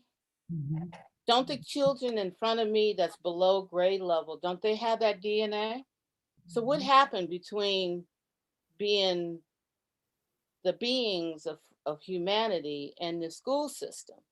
So then when I looked at the school system and I looked at the framework, I looked at the testing, I looked at the teaching materials, and I said that somebody's carrying a bigger narrative for our children that don't include us whatsoever. Because if we were born with gifts, if we, under all circumstances, we had people that were inventors, that were science-based. I mean, think about it. Science is close to God. And if God is truth, and if God creates purposes and reasons for our humanity and our existence, I think that there's something wrong with eliminating the existence of our inventors and people who think creatively in science. There's something real wrong with that. So how do you fix that if you're in the classroom? How do you take the gifts of Black children and you look at what you're faced with on my job site, you can't teach anything that they, by legislation, tell you have to teach. I'm going to have to get into some trouble if I'm going to make a difference in the kids that I cared about that look like me. Mm-hmm. But as an educator, I was treated just like the children. So when I look at the bookmarks and I look at the fact that I wonder if I had these bookmarks for my children so they could see themselves in not only what was invented, but to look at the big world around them to see how God implanted that person within that time period to create something that makes a difference and creates a change. And so that's the kind of motor and spirit that I created as an educator to make the difference. I couldn't say that teaching subject and verb agreements was the way for education.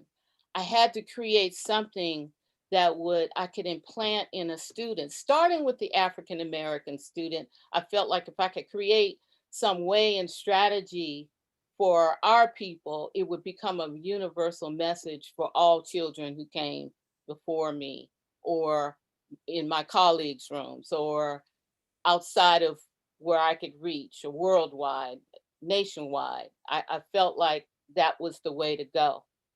And so I'm saying to you at this point that self-identity is important, but in order to get there, we got to go beyond theory of what's written, of whose narratives we have to go by. We have to give them something to live by.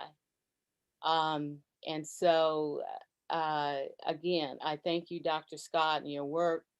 I think that if we're talking about Black history all year long, the history that we come from is broader than that. This is a beginning for us, but we seriously need to be active participants in making our history grow beyond February, instead of just talking about it and make these cute little quotes.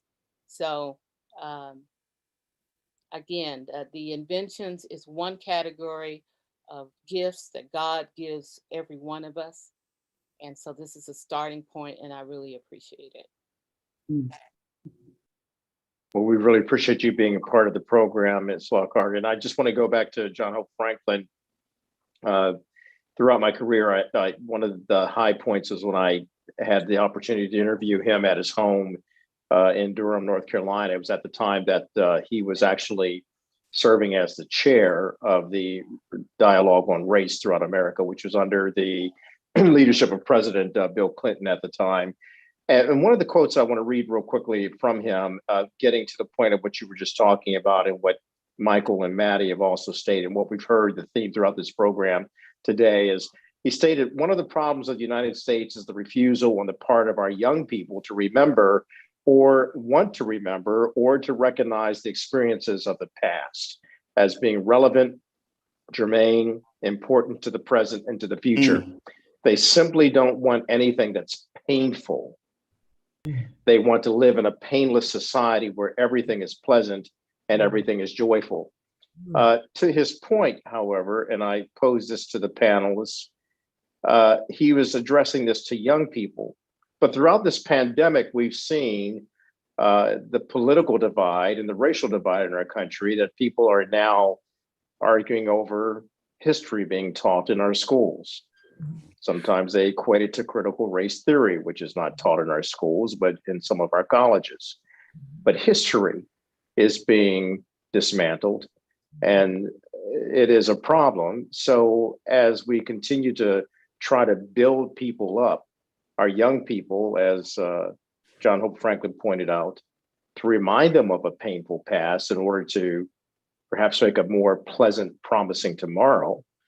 How do you see addressing that and moving forward? And what role can these bookmarkers play in a nice, subtle reminder and an eye-opening awakening to some about the significance of Black inventions and innovators. Anybody want to take that? All right. I'd like to begin that. Critical thinking is not encouraged in school. I had the advantage of going to school in an all-Black school, which I was faced with peers who taught me that my role models was Black men and Black women. These were the people who taught me. Their expectations were that they expected me to jump over the moon. Okay, they just want to know when was I coming back. They did that to all. There was no special ed in the school that I went to. Matter of fact, when I got my son through this public school up in Pacifica, I made sure they understood that he wasn't going there for no special. I don't pay taxes for special ed.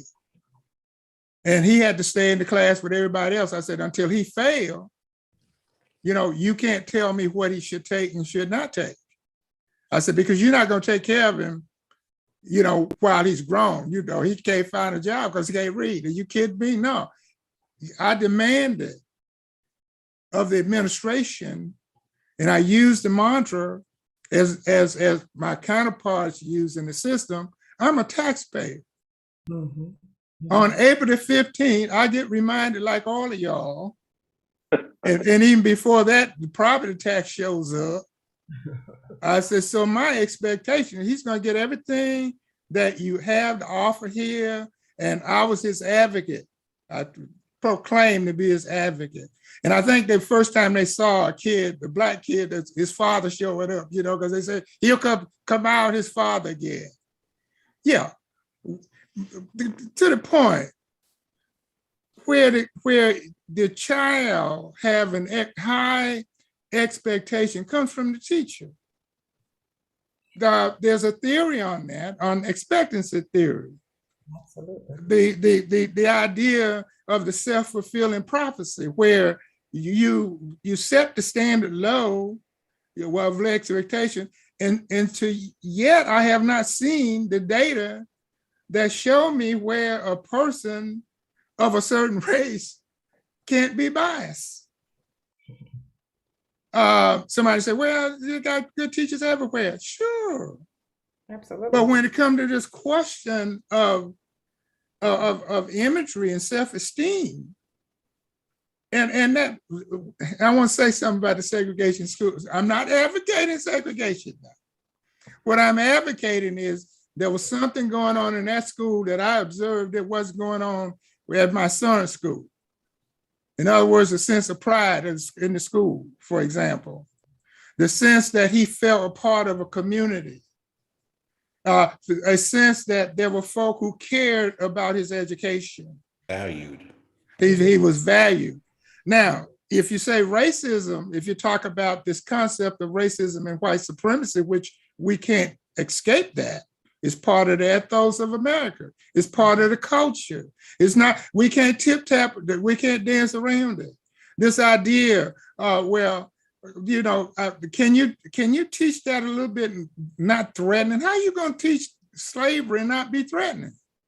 Well, ignorance is always threatened, by the way. Ignorance is threatened by knowledge. So if no one asked Miss Lockhart, well, how she felt when they got to that chapter, that's the chapter they dealt with in that particular text. And of course, yes, contemporary, we hear the argument of school boards censoring books as usual. And we know with this computer and the information system, you can't censor anything. These children will find it, they will examine it. And this critical race theory, are you kidding? Dr. Derek Bell, the professor who formulated this theory, discovered that working for the NAACP and all of the rights that they had fought for were being reversed. So he says, now we're going to teach that racism is part of the mechanism that continues to work. So since we know it's part of the system, we're going to teach it as part of the system. Now, no one wanted to hear that. but it was coming from a man who was brilliant. And he put it in the law school. And of course, you got certain individuals who argue this notion that it's some kind of, it's biased to examine racism and white supremacy. It's not biased. I'm not prejudiced by knowing what it was when I grew up. I got a book here from my principal who showed that they paid half the per capita cost to educate me than they did a white kid in Alabama.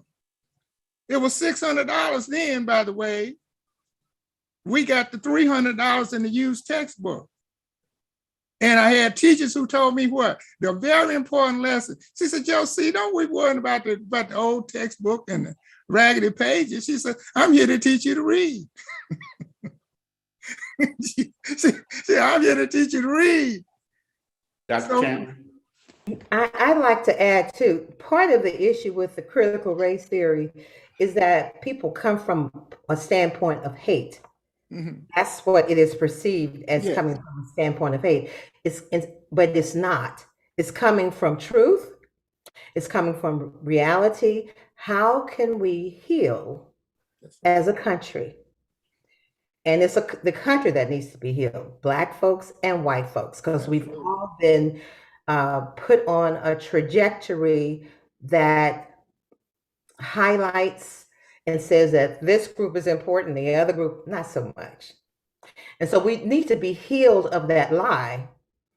And so we cannot be healed without the acknowledgement of truth.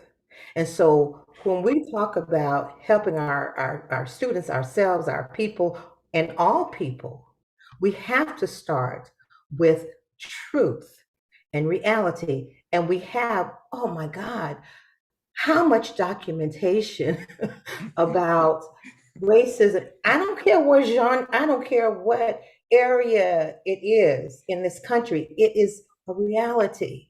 Yes, it is.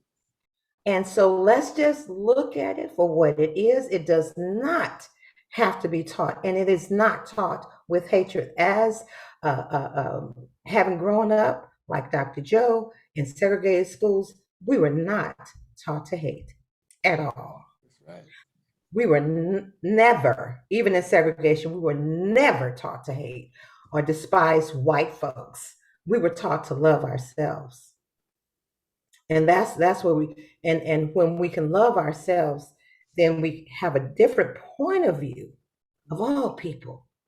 When you don't, love yourself, but not make yourself better than anybody else, then you can be healed. And this country needs healing. So this is part of it. Thank you, Dr. Scott. Yes. Dr. Joe Canton, I heard you in there somewhere as well. Well, this notion as systematic Johnson is talking about here, even in the church that I grew up in, we were taught to love everybody. Matter of fact, as a little boy, I remember singing the song, treat everybody right. They don't even teach, they don't do that anymore in a lot of churches, but it starts with the child early. Now, if I could come through that whole system and not hate white folks, which I don't, it gives me great insight of racism and white supremacy. I understand it because I think if you can understand it to a degree, it won't defeat you. It won't let you down. It won't either lift you up or set you down, but at least it's part of the mix of challenges that you face in life. And of course, with the spiritual base that was given, Christian base, by the way, that base help you understand that all people, that you love all people. But Dr. Johnson, Maddie talks about this idea, you gotta love yourself first. I can't hate myself and go out and shoot my brother. I have to love myself to keep me from shooting him first. And that's what we see in our community. Because love is an extension of you. And the more you understand who you are, and I'm still spending a lifetime at 80 understanding who I am. But my mind is open to learn and to challenge and to ask questions. We need to ask questions. Children, now somebody said, well, when do you tell a kid about race? They run into the same question about sex. When you gonna tell them? When you gonna tell them about sex? When you gonna tell them about race, right? They're asking, when you gonna tell them? You tell them tell them the truth. Yeah. They're looking for you as a parent to tell the truth. They don't want to talk about some birds and the bees. Okay, did you say you were 80? Yes, sir. Okay, Carolyn Johnson's, what is going on in San Francisco? I got to come out there and start drinking that water. Well, this is the Alabama special. Let me share this real quickly, because I know that we have this timing, but this is so rich. Personally, for me, and hearing all this, Dr. Canton, thank you, Mr. Kelly, for moderating this, and Dr. Carolyn. It's a full plate, a full picture, a backyard, an acres of ideas that need to be, put into one. For me, of course, Patsy doesn't know this, I shared this with my wife, and I spoke to a couple of educators at my church. I mean, this is just me in terms of the element. Of course, we can have a dialogue all the time, but what are we going to do for our children that the educational systems who are dead or not ever going to include them in anything? And of course, we have fought from the cradle all the way to the grave, and we still deal with these issues. I'm poised to convene some of our educators in our church and our community. It's going to be Patsy. We need to look at the scope of, on terms of confronting this, is developing a Saturday Black day school. On top of that, creating our own curriculum as well, so that knowing that those who have control of the educational narrative in our textbooks, in the public systems, and whereby some of our own, families now have been under attack in the community. Some cannot afford these charter schools who are extracting public funds for our local public schools. It's incumbent upon us as a community to come together with all of what we have, what we discussed, and the individuals, and all of these individuals in these bookmarks, all the engineers, the scientists, the mathematicians, and the educators.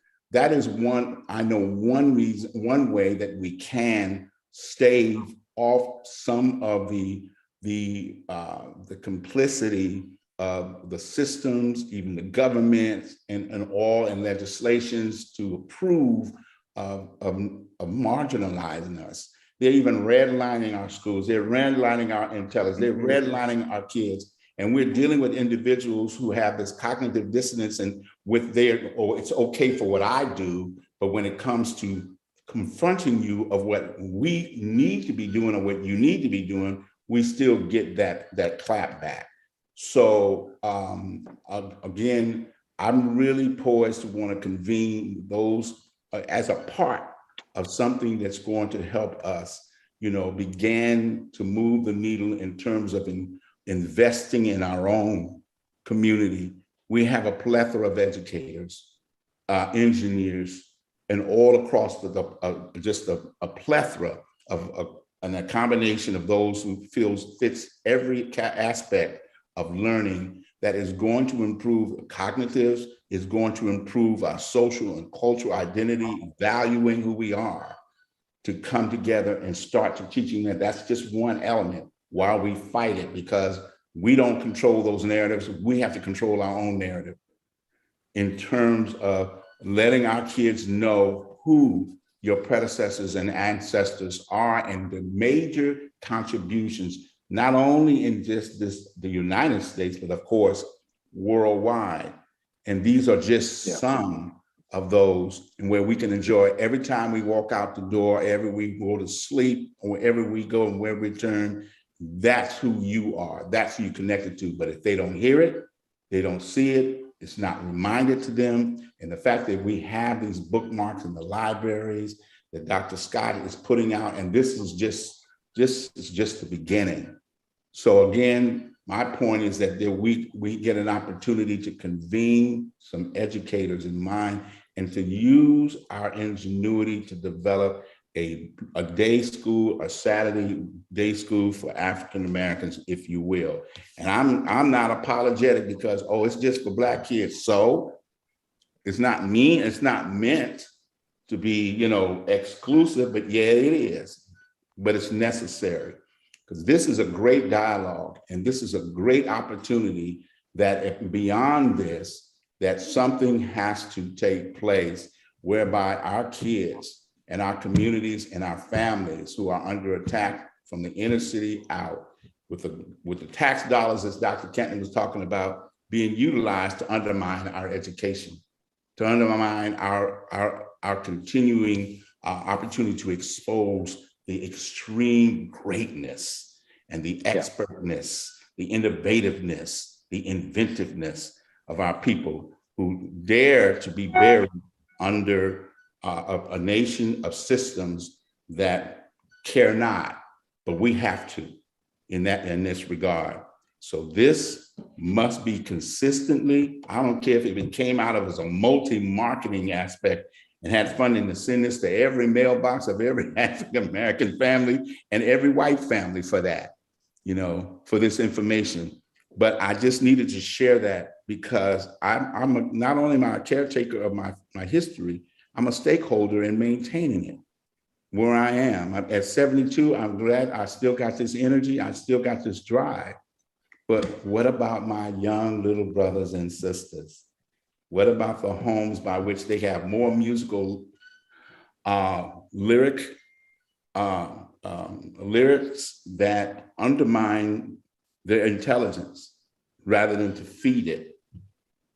Where is it that our young Black girls are being undermined by lyrical content, the form of musical slavery, rather than to understand that your ancestry invented something more than just that? So I'm going to put a pause on you because we're running short. And then Patsy, I believe your hand was up. But we will have to, as Michael, Patsy, Maddie, the different narratives, things that you've said, we are going to have to get into good trouble, Dr. Canton, good trouble, and do things that will promote the wellness, the health, academically and medically. I love something Dr. Amos Brown of Third Baptist in San Francisco said. We have reparations and things we can give our children, but what we need to do will need to be done medically, nutritionally, because if you're not in good health, you won't be able to use or do anything with what is needed, what will be given, and this information. So Kelly will open up after Patsy quickly voices her opinion, and then we'll open it up to questions. Kelly, you will do that. Patsy? Yeah, I just want to say that in order to create a sense of motivation in creating, encouraging people to become learners and be able to exchange learning as an active ingredient that brings about change that God wants to be acquired. I want to use Kismakia Corbett, the scientist that created the COVID-19 vaccine, Moderna. Mm-hmm. If we look at her contribution as a scientific inventor, right, and we say, how did she know? Who's pushing her? What difference did she make? That's current, right? That's fresh. right. What if we created inventors that's closer to the times now as a motivator to inspire those to find out what their gifts are and what they need to do to make a difference and create change? Is all I'm saying. If we look at Dr. Corbett, and we look at the world around it, the climate from which she created her invention, we could see that there was a need for her to create that vaccine, right? And what if she hadn't been born? And what if she hadn't been inspired? And what else is out there? What ideas are just dormant around there? And these people, the learners, may not know that their genius level, it can be valued. How do we tap those people? How do we make your bookmarks where we come up with examples like that and create student researchers, whoever that is? Remember, the first schoolhouse had from the young ones to the old ones. We're all learners because we're all over the place as far as our understanding of our history and our impact, our past and our present. But what if we listen to one another? What if we had that Socratic exchange? And so maybe if I can step in, I do have bookmarks. I have a six series, working on 7, and we have current. At the exhibit, if you did go to see the exhibit, Michael and Maddie, if you went, you could tell them, we do have a section where it's the modern inventors, cataract, which was just invented, and so much more. The stent heart, all of this is current. All of this is current. And the Dove dental valve. But we want to open this up, so we will be coming back to that. Patsy, that's excellent. Michael, your thoughts, excellent. And we just have a few minutes, but we don't want to miss allowing our attendees to ask you questions. Kelly, will you open that up? Questions? I think you already have opened it up, and the people who want to ask questions, please feel free to send in your questions. We'll ask them. So far, there have been some comments about examples of current innovators. So as I talk a little bit more, as we get closer to the hour of wrapping this up, I do want to go back to the fact that you were talking about the youth, and Nefertiti Williams, who's on a flight right now, but she was talking earlier in our program about how a lot of youth are losing respect and reverence for the culture because they don't know. So everything that we've talked about in regard to the bookmarkers as well as the conversations, it's instructive based on what she stated about how can Operation Genesis make an intergenerational push to help people, Black and white and brown and yellow, understand the significance of the Black American excellence and contributions and innovations. And she also talked about a hidden genius program. And Henry Lowood was here with us with Silicon Valley and Stanford University. Henry, are you still with us? If so, again, we're looking, based on what I've just heard today and seen today, is synergy. Synergy is a good thing. And then community is even a better word than synergy.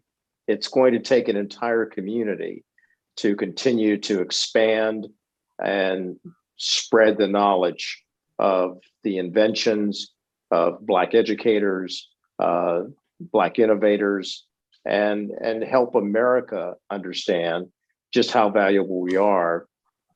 And I'm talking long to see if anyone's asking a question, but I think all of our people are actually in tune to what we're discussing. And I'll take that as a sign that all of you agree that we have to continue this. And Chardee Bryant to Dr. Canton. Dr. Joe Canton, were you previously at Fellowship Academy from Miss Chardee Bryant? Absolutely. I was the executive director in its failing years, but I was there and it was a great experience. One of the great schools that, as I recall, the motto, the place where leaders grow. All right. Truth, many of the students are leaders and community leaders and leading programs. I can say STAR is the name she goes under. Johntoinette Clark is running the Boys and Girls Club in a community where children are excelling, and after school tutoring, training, and academic as well as social life skills Yes. being taught there, and she is running that program. Jonno, do you have anything you'd like to say? Jonno, if I can say it, and he will say it. Jonno is of a mixed family, and he's experienced a lot. Literally, I met his family through television. They were children, just little children, and being asked by the news media how it felt being mixed in San Francisco and the things they went through. Jonno, let us know a little bit about your view of the importance of highlighting our inventions and where that puts you in the middle of being mixed. Yeah, mixed. That's such an interesting word. I am integration. I'm a baby boomer, and that's where I say it. Well, boom. Blended. Yeah. Blended. So my mom is Chinese American. Her father and mother immigrated from China in the early 1900s. Actually, 1919 is when my grandfather came to America. 1921 is when my grandmother came to America from China. And yeah, there was just within our own family, when my mom decided that she was going to say yes to this marriage proposal from this Black man, there was a disruption in that side of my family, as well as in terms of the relationships between my grandfather and my mother. That was reconciled, thank God, after the children came to see my maternal grandfather. So growing up in San Francisco, biracially mixed, going to a Black church, predominantly Black church, San Francisco Christian Center, and living in a neighborhood, the Richmond district, which had a high percentage of Asian Americans. It was quite interesting. I'd be able to walk into a dim sum pastry shop and order things in Cantonese and trip everybody out. But it was interesting because some folks didn't know what I was. They said, Chinese, does that equal Filipino? I mean, how does that even work? It's in terms of acknowledging just the accomplishments. I actually blogged about this, and if I can, I'll just read a little bit of this. It says, to leave something or someone unacknowledged is a form of rejection. Many suffer from the fear of rejection, so they stray away from public speaking or speaking up for themselves. When an entire people group and their accomplishments go unacknowledged or under-acknowledged, the necessity of healthy affirmation is lost. Necessity is said to be the mother of invention. Innovation and creativity come from the heart of God and makes his heart glad, gives him pleasure when we participate and do our part in it. When we think of the invention and innovation, I think of songwriting, composition, and music genres as well. I'm a musician, what can I say? Yes. And I think of forms of music such as bebop, Charlie Parker, Dizzy Gillespie, whom I met when I was about 7 years old. He came and gave back. I went on a little field trip in the second grade to Benjamin Franklin Junior High, and we were sitting on the floor. And this lady came up and said, boys and girls, we have a wonderful guest today. And, it was kind of like the Charlie Brown teacher voice, wah, wah, wah, wah, wah, wah, until this man walked up and he started playing his trumpet. My dad plays trumpet, but not like this man. Dizzy Gillespie, he starts playing his trumpet, his cheeks bulge out like they would. And I was just mesmerized, sitting there mesmerized, because the style of music, it penetrated my soul. I couldn't explain it. I couldn't even remember what the man's name was when I sat around the dinner table and I told my dad, yeah, we went on a field trip and this man played the trumpet, and his cheeks bulged out. His name was something silly or happy or something. And my dad said, Dizzy? And I said, yeah, that's it. And my dad was, just after he picked up his jaw from the floor, he was just kind of amazed by, the giving back. It has stuck with me.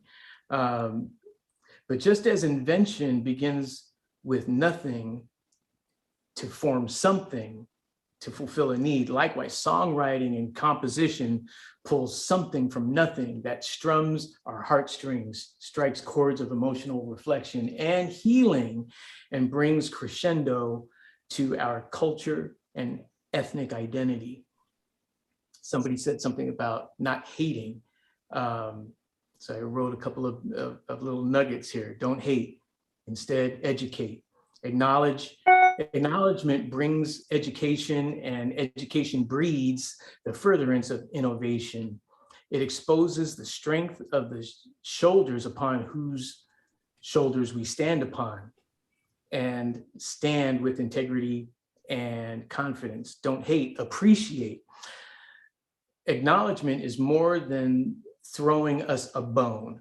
Acknowledgement is a form of appreciation, recognizing and understanding self in the scheme and scope of the world and community surrounding.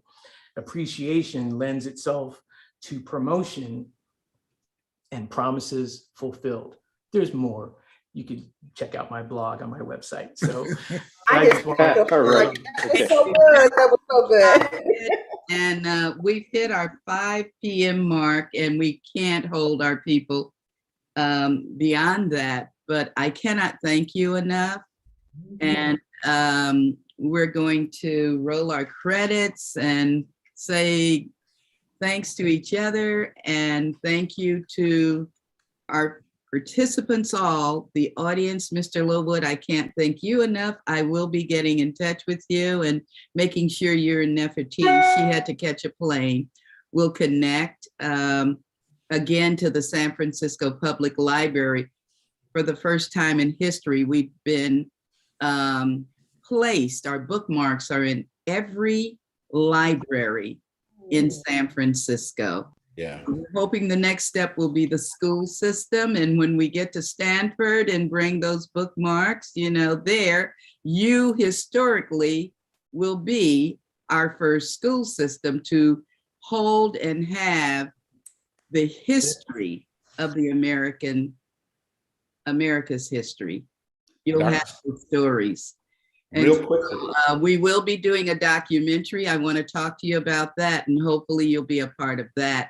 Kelly will be coming in, and he will be working with us with the documentary. And I want to thank you again, Kelly, just priceless. And so all of you, thank you so much. To our audience that is disappearing, thank them.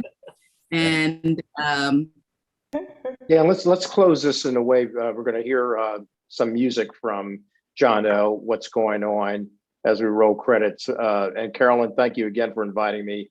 I want to express my thanks to all the panelists and to the San Francisco Public Library. Yes, real quickly. So we'll hang after the music and things go on. We'll still be here to kind of chat. We'll need to debrief. We'll wait. Thank you. Thank you, Shauna. Thank you, everybody. And it was such a great conversation. And I hope everybody has a chance to come to the library and pick up one of our bookmarks. There's the newest version that features Eric Williams from our Bayview, San Francisco native, and also one that features scientists. And there's so many good things said today by our panelists about how these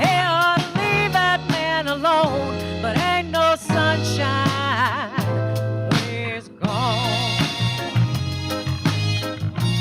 Ain't no sunshine when he's gone. Ain't no sunshine when he's gone, and his house just ain't no home anytime he goes away. Anytime he goes away. Anytime he goes away. Anytime he leaves me all alone. There ain't no sunshine when my baby's gone. Anytime he goes away.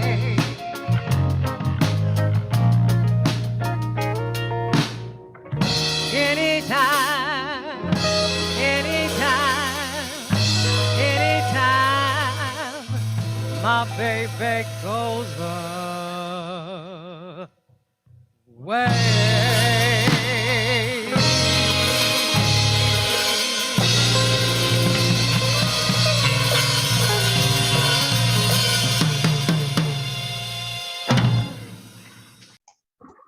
As we continue to roll through our credits, that was Domingo and Friends singing Ain't No Sunshine. And now we have Jonno on the saxophone with What's Going On.